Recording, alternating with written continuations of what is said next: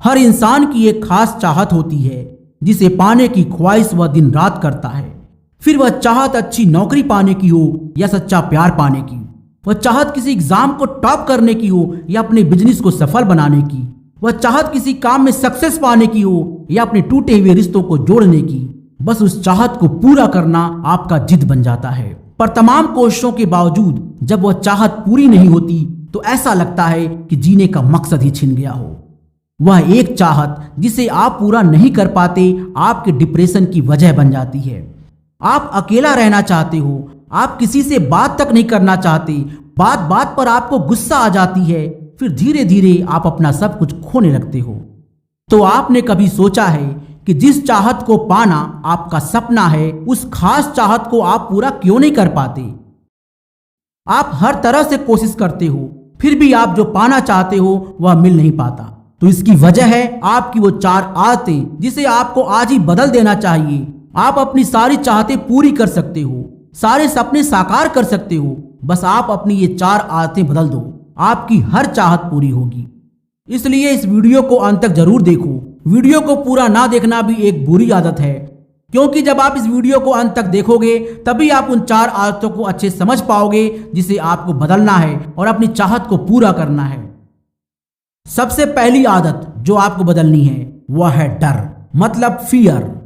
आपके अंदर बहुत सारे डर होते हैं, जैसे एग्जाम में कम नंबर या फेल होने का डर, मैं जो काम कर रहा हूं उसमें सफलता ना मिलने का डर, हम जिससे प्यार करते हैं उसे खो देने का डर, किसी से कुछ ना बोल पाने का डर, सबके सामने अपनी फीलिंग एक्सप्रेस ना कर पाने का डर, डांट खा जाने का डर, मार खा जाने का डर। इस तरह के डर आपके दिल दिमाग में इस कदर बस जाते हैं कि अगर कोई इससे निकलने का रास्ता भी बताए तो आप अपने डर से निकल नहीं पाते।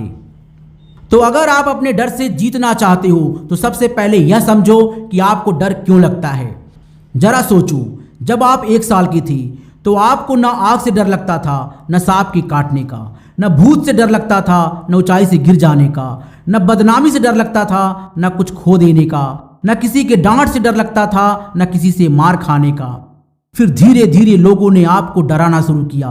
कभी डांट कर डराया गया तो कभी मार कर, कभी कहानियों से डराया गया तो कभी हकीकत दिखाकर, कभी भूत से डराया गया तो कभी सांप से, कभी पुलिस से डराया गया तो कभी मार से। लोगों ने आपको डराया कि ऐसा करोगे तो वैसा हो जाएगा, वैसा करोगे तो ऐसा हो जाएगा। फिर आप अपने आसपास की चीजों को देखकर, मूवीज को देखकर, कहानियों को सुनकर, अपने आसपास की घटनाओं और उनका अंजाम देखकर आप और डरने लगे।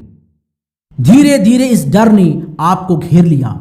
आपका सारा डर आपके सबकॉन्शियस माइंड में बैठ गया और आप अपने इस डर के पीछे छिप गए। आपने डर के पीछे एक कंफर्ट जोन बना रखा है जिसके अंदर आप अपने आप को सुरक्षित महसूस करते हो।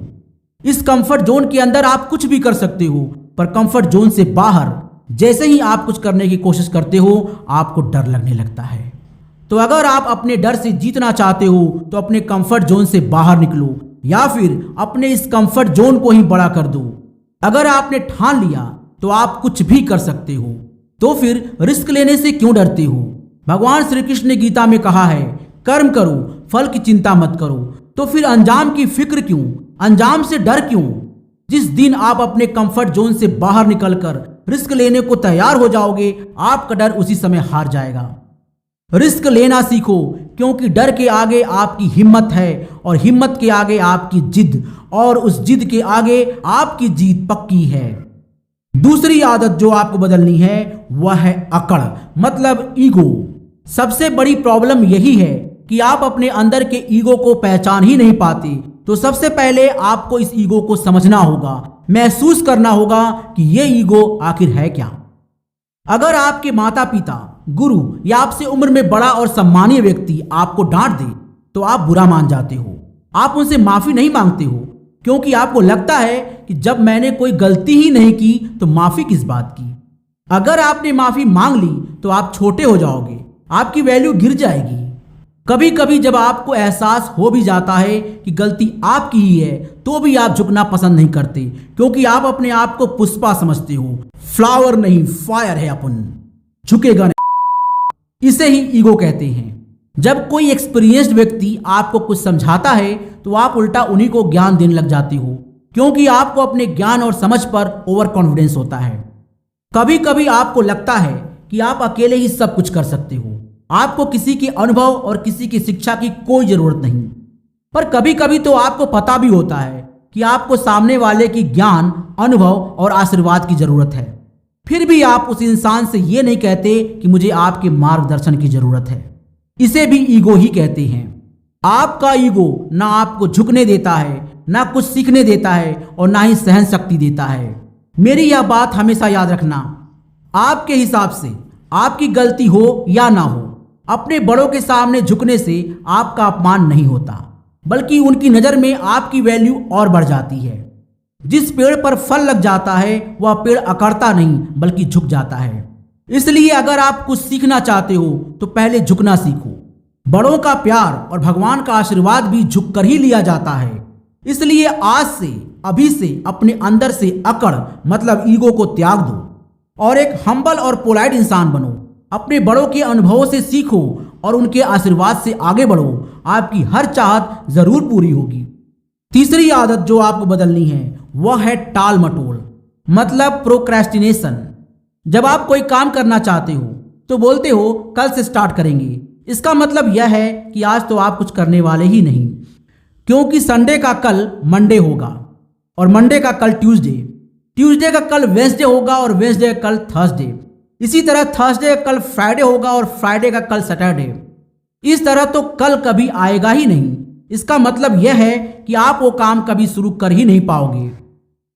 कभी आप कहते हो 15 दिन बाद स्टार्ट करेंगे। इसका मतलब यह है कि इन 14 दिनों में आप कुछ नहीं करने वाले। और फिर इसी तरह दिन, सप्ताह, महीने और साल बीत जाते हैं और वो काम कभी पूरा नहीं होता। इनफैक्ट वो काम कभी स्टार्ट ही नहीं होता। मेरी ये बात हमेशा याद रखना, जब आप किसी काम को करने के लिए कल या फिर किसी और दिन का समय डिसाइड करते हो तो इसका मतलब होता है कि आप उस काम को ना करने का बहाना खोजते हो। ऐसे व्यक्ति को दीर्घसूत्री कहा जाता है, जो सोचता तो बहुत कुछ है पर कर कुछ नहीं पाता। इसलिए जो भी करना है आज ही करना है, अभी करना है और इसी वक्त करना है। ये टाल मटोल की आदत आज से ही छोड़ दो। चौथी आदत जो आपको बदलनी है वह है अनुकरण करना मतलब कॉपी करना। जब आप किसी काम में सफल नहीं होते हो तो अक्सर आप किसी दूसरे सफल इंसान के रास्ते को कॉपी करने लगते हो। पर यह जरूरी नहीं कि जिस रास्ते से किसी दूसरे ने सफलता पाई हो वही रास्ता आपको भी सफलता तक पहुंचा सकता है। फिर वो चाहे अमेजॉन के फाउंडर जेफ बेजोस हों या फेसबुक के फाउंडर मार्क जकरबर्ग, फिर वो चाहे इंडिया के महान खिलाड़ी सचिन तेंदुलकर हों या महानायक अमिताभ बच्चन। जो इंसान सफल होता है वो कभी दूसरे सफल व्यक्ति को कॉपी नहीं करता। आपके अंदर खुद का एक ओरिजिनल टैलेंट है, जिस टैलेंट के दम पर आप कुछ भी हासिल कर सकते हो, कोई भी चाहत पूरी कर सकते हो।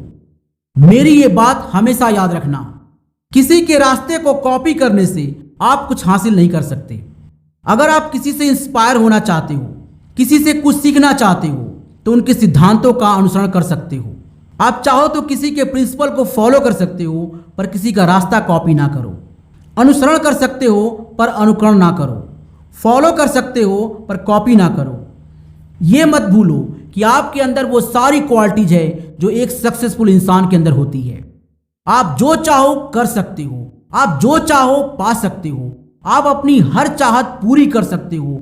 बस आज, अभी, इसी वक्त अपनी ये 4 आदतें बदल दो। आपकी हर ख्वाहिश, हर चाहत, हर सपने डेफिनेटली पूरे होंगे। साथियों, अगर इस वीडियो से आपको कुछ सीखने को मिला हो तो इस वीडियो को लाइक जरूर करना और चैनल को सब्सक्राइब करके बेल आइकन भी जरूर प्रेस कर देना।